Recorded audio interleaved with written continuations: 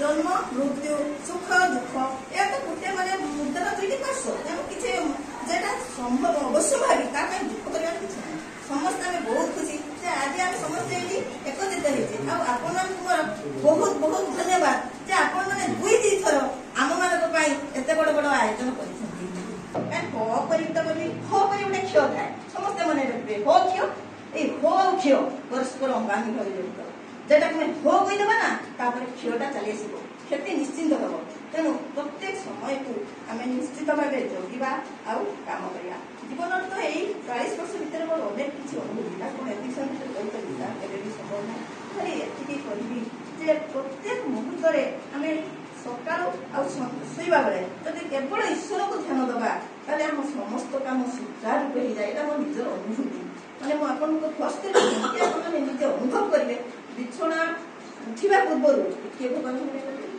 शेष मैंने सब कम सारिकी बिछना को जीवे से भगवान को मन पड़े मुझे जहाँ करी तो मत क्षमा करदेव विदायर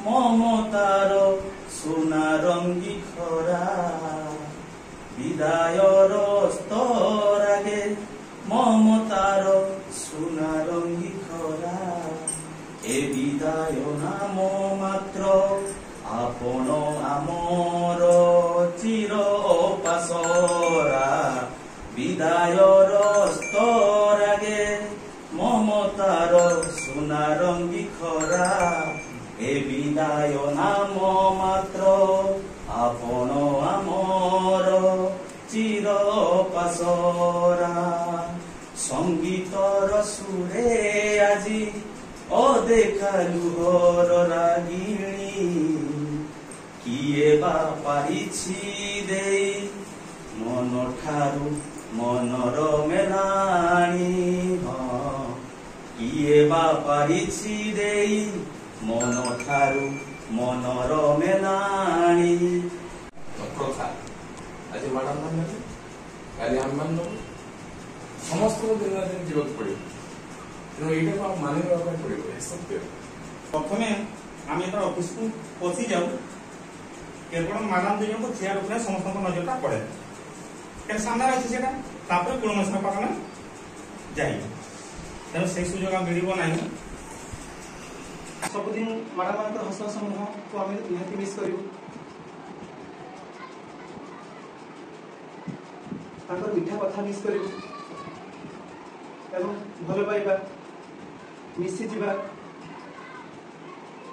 से जिन सबुदिन मिस करूँ तले सबे निज निज अभिनय सारी बाबू काल पड़े आज जो चाकरी रूपक से जगत निजक से दूरे सरकार बाध्य कर कारण मोर सब बेसी चिंता जन्म मृत्यु सुख दुख या तो गोटे माने मुद्दार दुईटी पार्श्व तेणु किसी जेटा संभव अवश्य भावी दुख कर समस्त आम बहुत खुशी आज आम समस्ते एकत्रित होते आपण बहुत बहुत धन्यवाद जे आपण मैंने दुई दी थर आम मान एत बड़ बड़ आयोजन कर मैडम ललिता मैडम मोर समस्त आसीजी बंधु विआरपी मेम्बर समस्त ऑफिस स्टाफ समस्त मतर को बहुत बहुत स्वागत अभिनंदन नमस्कार आज तो मोर यहाँ शेष बाणी आपण मैंने गोटे सुंदर जिते मो मन मन भावी मन बहुत खुशी जे मुझे रिटायर करी मो बहुत खुशी तथापि अंतर्निहित वेदना गोटे मत जमी मोर महादेव दौथु जे आपरे मो रुटीन बंधा लाइफ एपट सेपट निश्चिंत हो जो दीर्घ 40 वर्षर जीवन जे समय अनुजाई प्रत्येक काम को जब गोटे मिनिट एपट सेपट कर दि जाए ताले सुचारू रूपे मुझे सब काम कर बर्तमान सब माने गड़बड़ हो निश्चित गोटे क्षय थाए समस्ते मन रखिए हो क्षय हो क्षय परस्पर अंगांगी भाव जड़ित जेटा हो कहीदेवा ना क्षयटा चली आस क्षति निश्चिंत हम तेणु प्रत्येक समय को आम निश्चित भाव जगिवा आउ काम करवा जीवन तो यही 40 वर्ष भितर मोर अनेक किसी अनुभूति एतिक समय संभव ना खाली ଯେ ପ୍ରତ୍ୟେକ ମୁହୂର୍ତ୍ତରେ ଆମେ ସକାଳୁ ଆଉ ଶୋଇବା ବେଳେ ଯଦି କେବଳ ଈଶ୍ୱରକୁ ଧ୍ୟାନ ଦେବା ତାହେଲେ ଆମ ସମସ୍ତ କାମ ସୁଚାରୁରୂପେ ହେଇଯାଏ। ଏଇଟା ମୋ ନିଜର ଅନୁଭୂତି। ମାନେ ମୁଁ ଆପଣଙ୍କୁ ଫାଷ୍ଟ ଆପଣମାନେ ନିଜେ ଅନୁଭବ କରିବେ ବିଛଣା ଉଠିବା ପୂର୍ବରୁ ଟିକେ ଭଗବାନ ଆଉ ଶେଷ ମାନେ ଯେତେବେଳେ ସବୁ କାମ ସାରିକି ବିଛଣାକୁ ଯିବେ ସେତେବେଳେ ଟିକେ ଭଗବାନଙ୍କୁ ମନେ କରିବେ ଯେ ମୁଁ ଆଜି ଯାହା କଲି ତୁ ମୋତେ କ୍ଷମା କରିଦେବ। ହୁଏତ କିଛି ଭୁଲ କରିଥାଇପାରେ। ଆପଣମାନଙ୍କ ସାଙ୍ଗରେ ଆମେ ବହୁତ ମିଶିଛେ। ଆପଣମାନଙ୍କର ସ୍ନେହ ସାନୁଭୂତି ଯାହା ଆମକୁ ଦେଇଛନ୍ତି ସେଇଟା ଆମ ପାଇଁ ବହୁତ ଗୌରବାନ୍ୱିତ କାମ। ମୁଁ ଯଦି କିଛି କେତେବେଳେ ବି ଆପଣଙ୍କୁ କହିଥାଏ ଆପଣଙ୍କର ବି କ୍ଷମା ଦେବାର ଅଧିକାର ଅଛି। ମାନେ ଦଣ୍ଡିବା ଶକ୍ତି ଯାର ଥାଇ ସେ ଦେବେ କ୍ଷମା ଆଚରେ ସେଇ ହେଉଛି ମୁଖ୍ୟ ଦେବ। ଆପଣମାନେ ନିଶ୍ଚିତ ସମସ୍ତେ ଯୋଉ ମହାନ କାର୍ଯ୍ୟରେ ନିଜ ନିଜକୁ ଅଧିଷ୍ଠିତ କରିଛନ୍ତି ଯୋଉ ଶିକ୍ଷାଦାନ ଯୋଉ ଶିକ୍ଷା ସମଗ୍ର ସମାଜକୁ ତିଆରି କରିବ ସେଇଥିପାଇଁ ଆପଣମାନେ ଗୋଟେ ପୂର୍ବ ଜନ୍ମର ଏଇଟା ଆପଣଙ୍କର କର୍ମଫଳ ପାଇଁ ଆଜି ଏଇ ସ୍ଥିତିରେ ଆପଣମାନେ ଅଛନ୍ତି। ତେଣୁ ପ୍ରତ୍ୟେକ ମଣିଷର କାର୍ଯ୍ୟ କରିବାଟା ପ୍ରଥମ ଜନ୍ମ ବେଳେ ତା କପାଳ ଲେଖି ଦିଆଯାଇଥାଏ। ମାନେ ପ୍ରତ୍ୟେକ କାର୍ଯ୍ୟ ପୂର୍ବରୁ ପରିକଳ୍ପିତ ହେଇଥାଏ।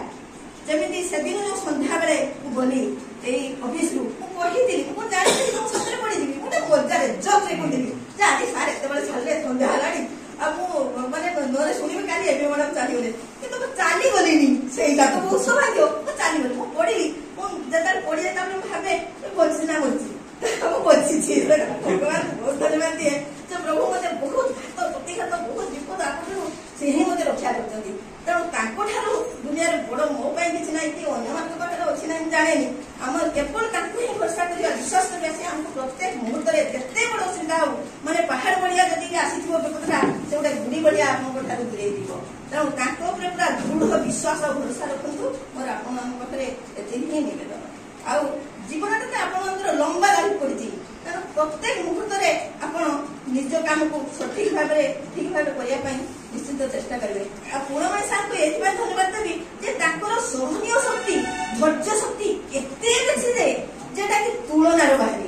ମାନେ ମୁଁ ଦେଖେ ତାକୁ ଯିଏ ଯେତେ ଗାଧଉ ଯେତେ ଯାହା କଥା ଟିକେ ବି ଗୋଟେ ବାର ବି ପ୍ରତିବାଦ କରନ୍ତିନି ସେଟା ଆମ ପାଖରେ ଲାଗେ। ତେଣୁ ତାଙ୍କ ପାଖରୁ ଏଇଟା ବହୁତ ବଡ ଶିକ୍ଷା ମିଳେ। ମୁଁ ମିଶିକିରି ସମସ୍ତଙ୍କୁ କୁହେ ଯେ ଏଇ ଗୁଣଟା ସମସ୍ତଙ୍କ ରହିବା ଉଚିତ। ମାନେ ଯୋଉଥିରେ କି ମାନେ କେବେ ବିବାଦକୁ ଯିବ ନାହିଁ। ଯୋଉଟା ମାନେ ଯେମିତି ଆଉ ସେ ଗାଲ ଦେଖେଇଦେବି ଠିକ ସେଇଭଳିଆ ମାନେ କେବେ ବିବାଦ ହବ କି ହବ ନାହିଁ। ଯେତେ ବଡ ଶତ୍ରୁତା ଆସେ ସେ ନରମ ହେଇକି ବିଏପି ପଳେଇବ। ତେଣୁ ଆମ ନିଜ ଅନୁଭବରେ ଖାଲି ଗୋଟେ କଥା କହିବାକୁ ଇଚ୍ଛା ନାହିଁ ଯଦି ବି କହୁଛି ମୋ ନିଜ ମାନେ ବ୍ୟକ୍ତିଗତ ଦାୟିତ୍ୱଟା ମାନେ ଆପଣ ମାନେ କଣ ଭାବେ ମୁଁ ଜାଣେନି ଏତିକି କହୁଛି ଆମ ଗୋଟେ ଲେଡିଜ ସିଏ ଚାକିରି କରିବା ଗୋଟେ ଜେଣ୍ଟସ ଚାକିରି କରିବା ଏଟା ଆକାଶ ପାତାଳ ପାର୍ଥକ୍ୟ। ମାନେ ଆମେ ଯେତେବେଳେ ଚାକିରି କରୁ ବହୁତ ପ୍ରତିବନ୍ଧକ ମାନେ ବାହାରକୁ ଯିବ ଜଣେ କାହା ସାଙ୍ଗରେ ଯିବ ସେତେବେଳେ ଏମିତି ଗାଡି ମଟର କିଛି ବି ନଥିଲା। ମାନେ କେମିତି ଯିବ କଣ କରିବ ମତେ 5 କିଲୋମିଟର ଡିଷ୍ଟାନ୍ସରେ ଫାଷ୍ଟ ଚାକିରି ହେଇଥିଲା ସେଠୁକୁ ବି ଯିବା ପାଇଁ ତ ସେତେବେଳେ ଗାଡି ବି ନଥିଲା ମାନେ ଏମିତି ବାଇକ୍ ବି ବାହାରି ନଥିଲା।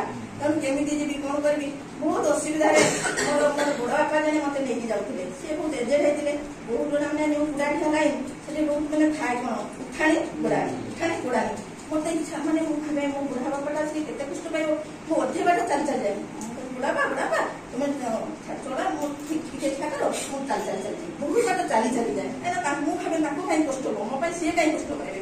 ତେଣୁ ତାହେଲେ ବହୁତ କଷ୍ଟ ସେଠି ଆସିଛି। सम्मान स्मृति पत्र माननीय प्रज्ञा श्रीमती रंजिता पंडा महोदया 1965 मसीहा जानुआरी मास 2 तारिख वर्धनपुर ग्राम बालेश्वर जिले में पिता भवानी शंकर पंडा और माता सुषमा पंडा को फलमंडन कर आपण चतुर्दिग अपूर्व सौरभ मंडन कर शिक्षा प्रति आपण गभीर आंतरिकता आपण को 1999 मसीह पूर्व बाहाबलपुर प्राथमिक विद्यालय में शिक्षक भाव में अभिषिक्त कराइला। आपणकर कर्म प्रवणता और चारित्रिक श्रृंखला आपण को शिक्षयित्री प्रधान शिक्षयित्री भाव पदोन्नति दे 2023 मसीहा मार्च मास 15 तारिख आंभ गोपबंधु नगर ब्लॉक सहगोष्ठी शिक्षा अधिकारी पदरे शिक्षा प्रशासन गुरु दायित्व अर्पण करागला। साधारण मध्य आपण जड़े असाधारण विधि बंधुर समस्या आपण जड़े सजफुटा तत्व धैर्य और सहनशीलता आपण वंदनीय परिधान आपण सरल जीवन अमायिक व्यवहार आम एक आदर्श स्तूप आपण आवर्तमान शून्य करिबो आंभ साहसी हृदय शून्य ब्रह्म अलेख निरंजन जगत नारायण ଆପଣଙ୍କ ଅବସର ଜୀବନକୁ କଷ୍ଟମୁକ୍ତ ଓ ନିରୋଗ ରଖନ୍ତୁ। ଆପଣଙ୍କ ପ୍ରଚଣ୍ଡ ପ୍ରତିଭା, ଅପୂର୍ବ ସହନଶୀଳତା ଓ ପ୍ରଜ୍ଞାନୁଭୂତି ସ୍ୱରୂପରେ ବାସ୍ତବିତ କରାନ୍ତୁ ସମସ୍ତ ବାୟୁମଣ୍ଡଳ। ସପରିବାରେ ଆପଣ ସର୍ବଦା ଏକ ଆଦର୍ଶ ହୋଇ ରୁହନ୍ତୁ।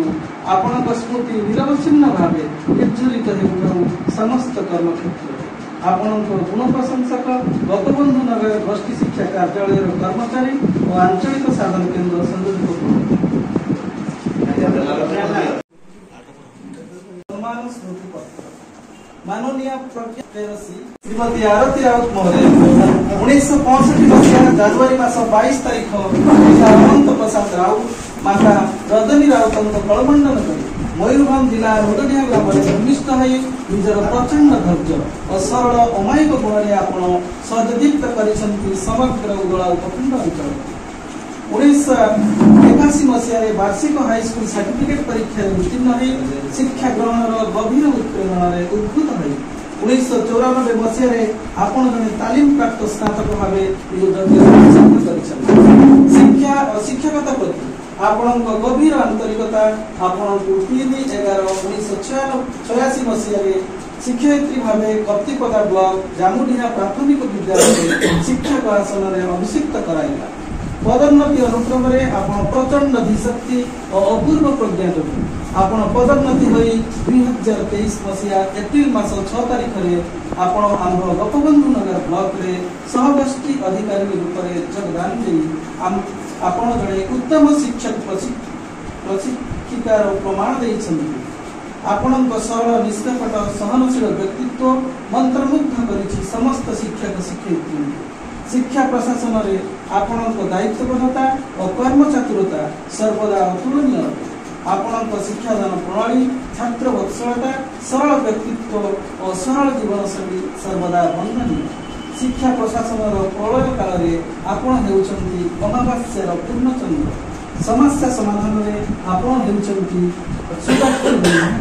ଆପଣଙ୍କ ସ୍ଥିର ମଧୁର ସ୍ମିତହାସ୍ୟ ସମ୍ପୂର୍ଣ୍ଣ ଆକର୍ଷିତ କରିପାରିଛି ଅନେକ ଅସ୍ଥିର ସୁସୁପ୍ତ ମନମାନସ। ନିରାଗ ବୈଶାଖରେ ଆପଣ ବାସନ୍ତିକ ରାଗମଞ୍ଜରୀ ସୃଷ୍ଟିରେ ଖୁବ୍ ଧନ୍ୟ।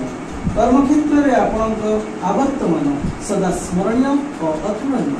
ଜଗତ ପାଳକ ବିଶ୍ୱ ନିୟନ୍ତା ପରମ ବ୍ରହ୍ମ ଜଗତର ନାଥ ଜଗନ୍ନାଥ ଆପଣଙ୍କ ଅବସର ଜୀବନକୁ ପୁଷ୍ପମୟ ଓ ନିରୋଗ କରନ୍ତୁ। ଆପଣ ଆପଣଙ୍କର ଦିବ୍ୟ ସ୍ମରଣୀୟ ଅନୁଭୂତିର ସୌରଭରେ ଚତୁର୍ଦିଗକୁ ସୁରକ୍ଷିତ କରି ନିରବଚ୍ଛିନ୍ନ ଭାବେ ଜାଜୁଲ୍ୟମାନ ହୋଇ ରୁହନ୍ତୁ। ଆପଣଙ୍କ ଗୁଣ ପ୍ରଶଂସକ ଗୋପବନ୍ଧୁ ନଗର ଗୋଷ୍ଠୀ ଶିକ୍ଷା କାର୍ଯ୍ୟାଳୟର କର୍ମଚାରୀ ଓ ଆଞ୍ଚଳିକ ସାଧନ କେନ୍ଦ୍ର ଧନ୍ୟବାଦ।